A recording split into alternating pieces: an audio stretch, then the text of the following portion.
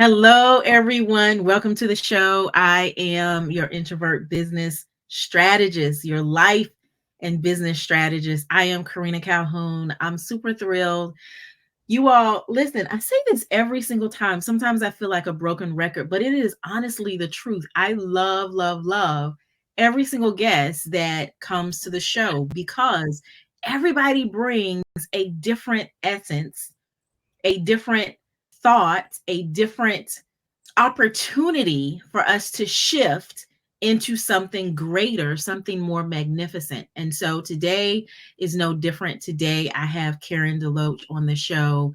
And as you can see, art as self therapy. You all know we need to dial into this episode. I'm just going to go ahead and say it. Karen and I have not talked about what she's going to be talking about today, but I can tell you already, dial into the episode, get your journal, get your notebook, get your coffee, your tea, your favorite beverage, get your writing utensil, whatever it is, dial in because I know this is going to be fire. Karen, how are you doing today? I'm doing so great. It is a complete honor to be here with you and your audience. So thank you for this opportunity for me to share with you and your listeners. You are very, very welcome. You are very welcome. It's an honor for us to have you here as well. So, Karen, tell us where in the world you are. I live in the Charleston, South Carolina area. I'm in the suburb of the coastal city in South Carolina. So beautiful and tropical. I love it here. I've lived here half my life. I love that.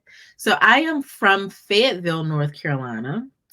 And I lived in Charlotte, North Carolina for 17 years. So, of course, going down to the beach was a common occurrence for us growing up and into adulthood. So, I will say that we're probably, we'll just say we're cousins because North Carolina, South Carolina, the Karena and Karen, That's we've right. got the funky haircuts, Yeah, yeah. turn to the side, let them see Artsy. your side profile. Yeah. So listen, we've got the cousins here. This is I amazing. was I love it. born in Camp Lejeune, North Carolina. My father was a Marine. Wow. Yeah, I know, I lived my first 6 years there, so I'm not too far from Fayetteville, more Jacksonville, North Carolina, but right there on the coast, right near the ocean. So these, ocean sea breezes are in my blood too. Wow. I've been to Camp Lejeune a couple of times because having been growing up in North Carolina in Fayetteville, both my parents were Army. And so I was in ROTC when I was in high school. And so one of the trips that we would take quite a few times was Camp Lejeune. So and actually my mom and I, we've stayed down there in that area in a condo for, a week or two or something like that for vacation. So this is just amazing. This is why, listen, for those that are listening, this is why I love authentic and genuine conversations because we couldn't recreate this. Just the not necessarily shock of it, but the wowness of it. Wow, we're that close, in proximity, at that time. And so this is why it's so important to have genuine and authentic conversations, especially for those that are like me. If you're an introvert, connecting like this in this way is so key. So Karen, cousin Karen, if I can call you that. Yes, absolutely, please. Tell us how you are loving on the world around you. My passion is to stir up the creative in others. I believe we're all creatives, that we were created in the image of our creator, and that half our brain, our right brain, is dedicated to creativity. And unfortunately, we live in a culture that promotes left brain, which is brilliant also, all the order and absolute critical thinking and memorization, and these are the kind of skills that we get from our left brain, and they're easy to judge and to grade. And so when we go to school, this is what we focus on, is developing our left brain skills. And if you talk to any 5-year-old, 6-year-old, and you ask them, do you love to draw? Do you love to color? Do you love to paint? Do you love to dance? Do you love to sing? Do you love to drum? They're all going to say yes. But you ask that same question to a room of 15, 16-year-olds, 90% say no. What happens in those 10 years has to do with our educational system that at least trivializes the right brain gifts and brilliance, which is the creative way of thinking, looking outside the box, coloring outside the lines, and it's very sensitive. So many people who are naturally creative get that squashed through words, through criticism, through judgment. And so it's interesting you use the word bully, in some of you talk about bully, and I talk about the left brain being a bully, that critic that says, you can't sing, you can't dance, you can't play, you can't draw. And those things are such lies. They are the words that can hinder our total utilization of our brilliant right brain creative. And of course, the goal isn't one or the other. The goal is to bring that right brain up to the left brain and have these interconnections where you're working together with your left brain, right brain. So this is my passion. This is what I try to bring to the table, even with my college art students. I make them not just study the brilliant masterpieces of Western history, art history, but also to develop their own skills. So I make them draw, I make them color, I make them paint, and see what they can do. And I can't tell you how many stories I hear. Man, my third grade teacher told me I couldn't color because I was outside the lines, and I just never done it before. Somebody said I couldn't draw, and I've never done it again. Or they said I couldn't sing, and now I only sing in the shower. Well, these are the things that I love to bring to the table to my students, not just teaching them to draw, teaching them to paint, teaching them to sculpt, but also teaching them about their own creative giftings. Oh, that is so good. As you were talking, so many things, so many thoughts just went through my mind. One of them specifically is I remember when I was a young girl and, I was trying to sing. I'm just going to be honest. And the folks around me were like, Karena, no, don't do that. And so that is created, and I'm over 50. That has created this thing in my head that don't sing out loud. Don't do that. Don't let anyone hear you. You can sing loud if the music is loud and nobody can hear you. You know, I do and know. and so I love that you are doing this and you're changing the perspective of people because how many gifts, if Picasso was told at 5 years old, you can't do that because you don't have the capability, what would we miss out on? Right. A You 90-year know? career of art, amazing art. Yeah. Yeah, On his yeah. part. Yeah, it's so true. So, I have my own experience just like you. I wanted to be a Broadway star. I love acting, and that I was told I can't sing. And it wasn't until I went to church, and I started singing the songs of the 80s and 90s that were really geared towards scripture and had a very low vocal range for people like me who are alto. I sing kind of low. I have a low voice. And so for the first time in my life, I could sing and I could practice and sing these choruses, and I could sing, and I just really felt the pleasure of the Lord. Like, yes, sing it out, sing. And I love to worship, but it was the kind of same thing. As soon as I started singing, people turned the radio up or whatever, but I know that I can sing in the spirit, and my Lord enjoys it. So, and here's an interesting thing, because the last couple of years, because I've been seeing how art heals people, I've been seeing examples from some of my students that kind of stumbled on this accidentally, but I started studying the science behind the art. And one of the things that I found out is that it happens very naturally. We don't even realize sometimes how we're starting these connections with our left and right brain. For instance, singing in the shower. They've studied people's brains after they've been singing in the shower. And even though you don't think anybody's listening to you, you're getting that opportunity to just belt it out, whatever you want to sing. And then you get out, and after you've rub-a-dub-dubbed and scrubbed, you've got these kind of new ideas happening, or maybe a solution to something that's been bothering you. It just comes to your mind and you don't even realize that you've been activating your right brain, making connections with your left and right brain brilliance. And now those connections have enabled that mind at rest to come up with the answer.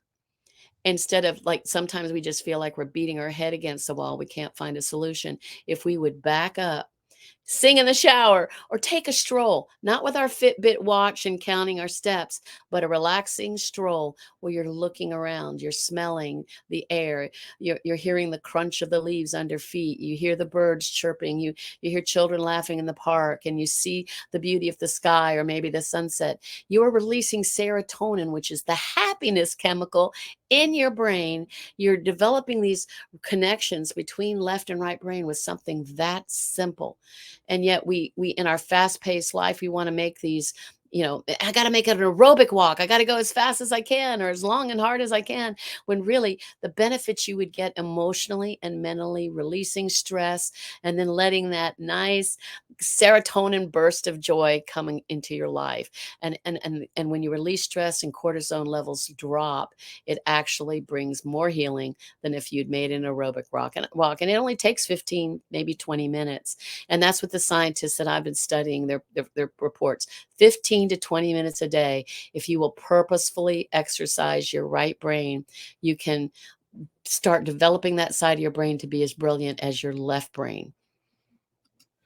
I find this absolutely fascinating because one of the things that I teach as an introvert business strategist, and let me just kind of back up a little bit. You talked about how I use the term bully in a lot of the things that I say. The introverted ambition bully is because of that, because people have given being an introvert such a negative thing, and it's not a negative thing. We can absolutely 100% succeed and excel just like anyone else. And so I use those attributes as advantages. And I love how you talked about, really using the left and right brain together. And one of the things that I really dial into and I tell other people is, and I'll just give you a real life example. So, for instance, today, as of this recording, I have 4 recordings today. That's a lot for an introvert, back to back. That is a lot. And typically, normally, I would not do that. However, I was sick towards the end of 2023 and had to reschedule some things. But I made a decision. I'm going to do it, just book them today. Now, the thing with that is, I have to be very strategic in that. And one of the things that you talked about was taking that stroll, feeling the wind, hearing the leaves. Because guess what happens? That recharges me. And it helps, like you said, that creative side, because the analytical side, that doesn't go anywhere, honey. It's just there. But that creative side, in order to continue to be on the path, as you said, as the path that the Lord has put me on, okay, the purpose that he has placed inside of me. One of the things that, really helps with this is, knowing those things that will help increase that creative side, which is, and sometimes that creative side, sometimes, and as your banner says, art as self-care, self-therapy.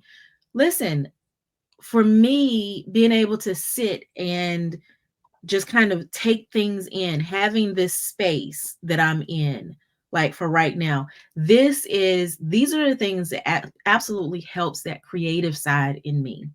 And so knowing what can help you, knowing what can increase that creativity in you.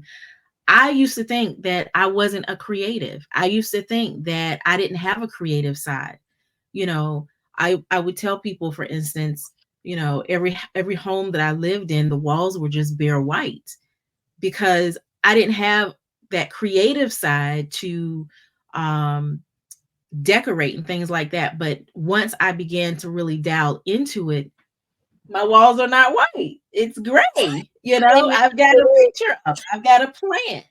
And so we can do these things, but we just have to dial into them. So I love that you are teaching people to do this and to really dial into it, because what happens is when you dial into who you are, the people that need to hear and partake in the gift that you are, that God has made you, then they're able to get that. They're able to partake in that. So thank you, Karen, so very much for that. So I would love for you to tell us, how did you get started in this? What prompted this? I always have been a creative. My father was a creative and a good old Irish storyteller. I was the kid that colored outside the lines. I was the kid that the paper wasn't big enough and I colored on the walls. Well, of course, I got in big trouble, but my mom didn't know I was going to be a muralist and people were going to pay me to paint on their walls, which is kind of funny. And I think we see some clues to our true nature, as you were just describing, in what we loved as little children. So as we look, did we love to dance? Did we love to twirl and sing? Did we love to bang on drums, or anything became a drum? Did we love to color and to paint? Or did we love writing? Even before we could spell, did we just love to tell stories? These are clues to who your true creative is. And for me, I did plays. One of my degrees is in filmmaking. I love storytelling. I'm an actor. But I went to school I majored in art and minored in theater. And I did real well in drawing. I love to draw. I had good teachers in teaching drawing. But when it came to painting, which was my major, my professors hated my art. They hated my paintings. They used four-letter words to describe my paintings. Well, I took that in. My poor right brain was just devastated and crushed. Switched my major to sculpture and became a ceramic artist in graduate school. And for 20 years, I tried to finish a painting. I'd start a painting and I couldn't finish it. I started having babies and I wanted to do their portraits. I love doing people and landscapes, and I couldn't finish them. And it just struck me, wow, when I was moving one time, look at all these unfinished canvases. What is wrong? And I endeavored to get some healing, to really root out those bully words that said your painting is bleep, bleep, bleep. You're not good enough, because I had come into agreement with those words. And I got a mentor. I got somebody that had been to the Art Institute of Chicago that taught how to paint, how to draw, the fundamentals. And he grabbed a hold of me and he taught me, and I gained the skills that I needed. I gained the confidence that I needed to become the artist that I was always meant to be. Did I lose 20 years? You could say that. I did do sculpture and I did teaching in those years, but for 20 years, I was not able to finish the painting. And I'm not the only one. As Karena is talking about people, maybe just looking at their own lives. Did someone tell you you can't sing? Did someone tell you you can't draw? Well, guess what? If you want to, you can. It's there. If the desire is there, then you can do it. You can become as good as you want to be. And that's very, very possible for each person. I went to school with way more talented people, but they didn't continue in art. They didn't continue doing it. It was so easy that they kind of took it for granted. When you have to work for it, you're not going to take it for granted. And that's what I do for my students too. They come to me to take art history and appreciation. And I'm like, if you're gonna appreciate it, then you're gonna do it. So I make them use my how to draw book, and they do the fundamentals where they don't look at their paper, because I've got these techniques that get you out of your left brain, which can be the bully saying, you can't do this. I don't let them. I said, this is a safety zone, no criticism zone, no criticism of yourself, which is our biggest enemy sometimes, that critic. Perfectionism can paralyze us. And I can't tell you how many creatives I've known that have been paralyzed by perfectionism, because they've lost the joy of the process. Because part of the process is failing. Part of the process is getting back up and trying again, and crumpling up the paper and trying again, or their canvas and ditching it or painting over it. I can't tell you how many times I've painted over paintings, but it's all a process of learning. And if you find joy and really release that serotonin, you get serotonin in 15 minutes of doing something. So let's say you love to write. You don't edit while you're writing. Never edit. That's a left brain skill. Don't edit while you're writing. Just let the words flow as naturally as you can. Tell the story before there's any editing. That's why you see when you read these books at the beginning, thank you to my editor, because they honored their editors for making them sound better than they did, because when they wrote it, they weren't editing, which is not, you're not supposed to edit when you're writing. The other thing is when you're just drawing, you're enjoying this process, or as we've already talked about, just strolling, taking a walk, enjoying the outdoors, you are actually bringing healing to your own right brain. And it's beautiful, and making these connections to make your brain work better. Guess what? You overcome brain fog. You can overcome, all these forgetful things, because we get so stressed in this heavy duty lifestyles that we live out here in the West. But it's easy to feel like, oh my gosh, I'm losing my brains. You're not losing your brains. Your brains need a break. Your brains need to rest. And these things, and I have a pop-up podcast that I'd love to share with your listeners. We'll talk about that. But I actually list in there all kinds of different things, ideas for how you can develop your right brain. Even if you don't identify as an artist, we're all creatives. That's the truth. Oh, such good nuggets. Oh my goodness. And as you were speaking, and I was thinking, and you were talking about how, what is it that you loved to do as a child? And I thought about me, funny story. When I was young, I loved to read, which translated to me loving to write. And so I remember when I was a young girl, my mom would take me to the library and she would get me a stack of books. I'm talking, 10, 15 books. And, at that time, I think you got like 2 weeks maybe to read those books. Karen, I would read the books in like 2 or 3 days. And my mom would like be pulling her hair out.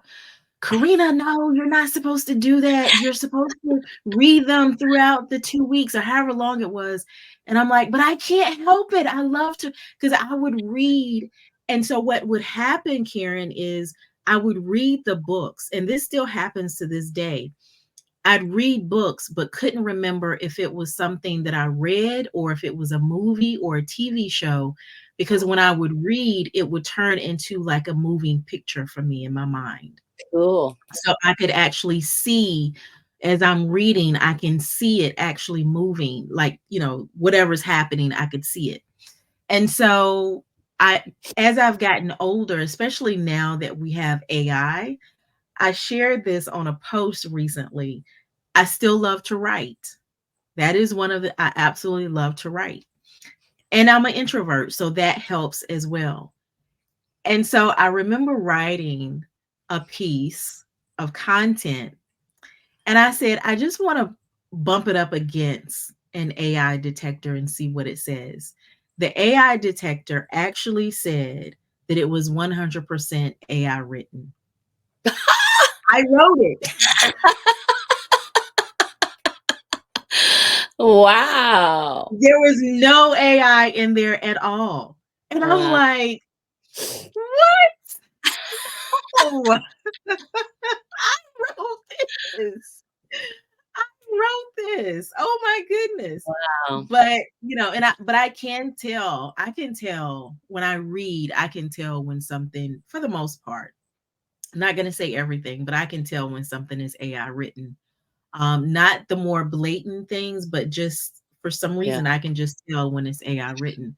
And Yeah. so I just find that interesting because even for myself, you're connecting these things for me. So hopefully Cool. those that are listening, there's things that Karen is saying that's helping you to connect things together for you and how you operate in life. Because honestly, these are the types of things that you need to hear to help you not just be better in one area of your life, but being better in all areas of your life, maximizing. I don't know that I really want to say better, but maximizing who you are and how you contribute and impact the world around you in every area of your life, even if it's with your siblings, your children, you know, Mhm. business partners, whatever the case may be, whomever it is. So Karen, tell us how to so you talked about your pop-up podcast. So I want you to tell us about that. I want you to give us your website, how we can get in touch with you, and then what it looks like to get in touch with you.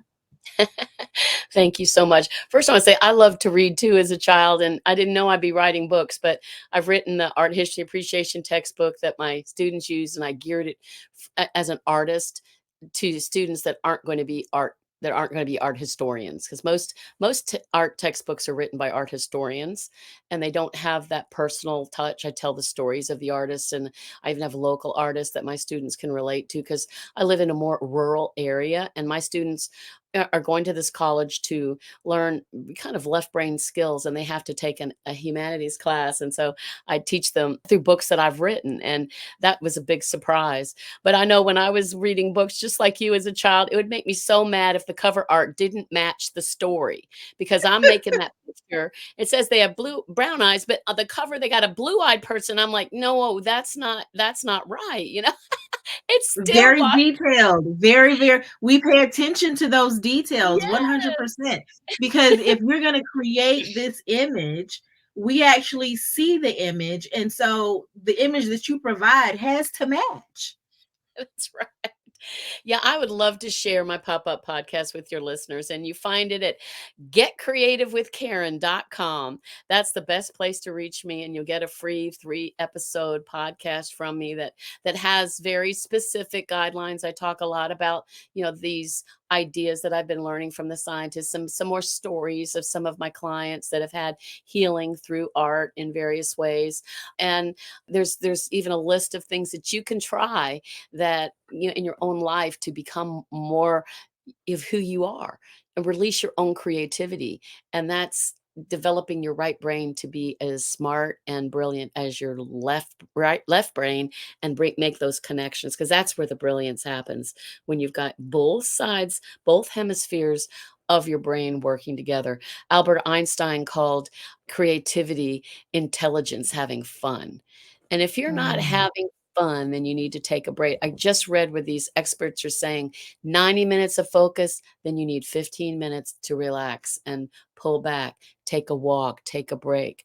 They used to find that people that smoked on the job would go outside and, be outside for 15 minutes. They were actually having some health benefits, even though they were going out to smoke, because they're outside, they're taking that break, they're resting their mind for that 15 minutes. So go outside, don't smoke, but, you know, have a healthy snack maybe, but just relax, your own brain, or do some writing, like Karina was saying at the first. Pick up your journal, pick up your sketchbook, pick up your coloring book. They yeah. have coloring books for adults now. Just some way, think of a recipe that you could try for supper.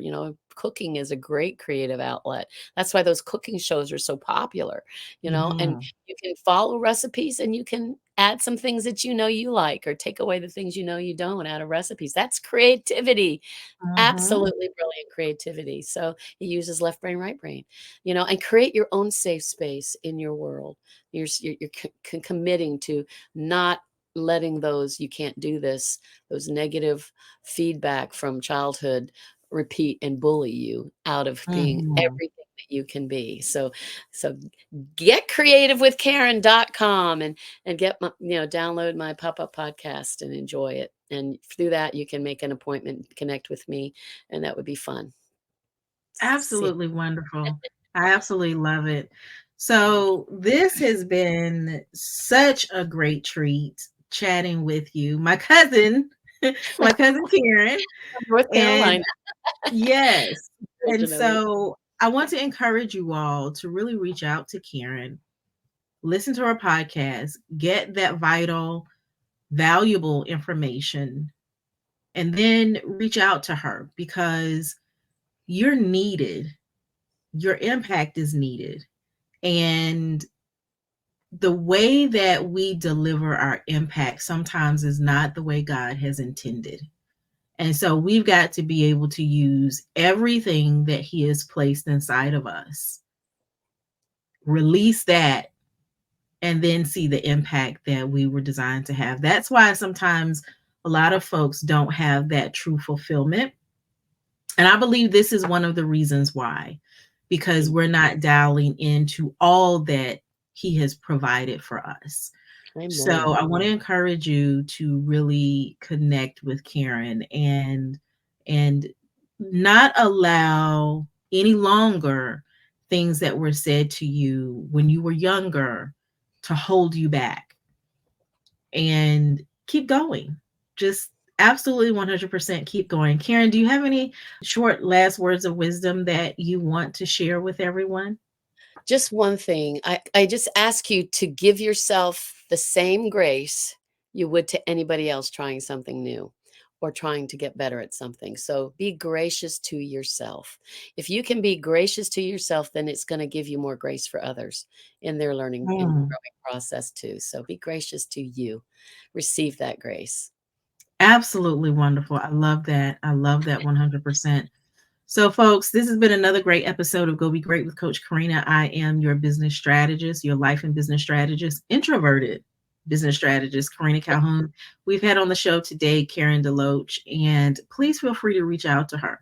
Actually, I'm not going to say feel free. I encourage you, I admonish you, reach out to her. Thank you. So, bye for now, everyone.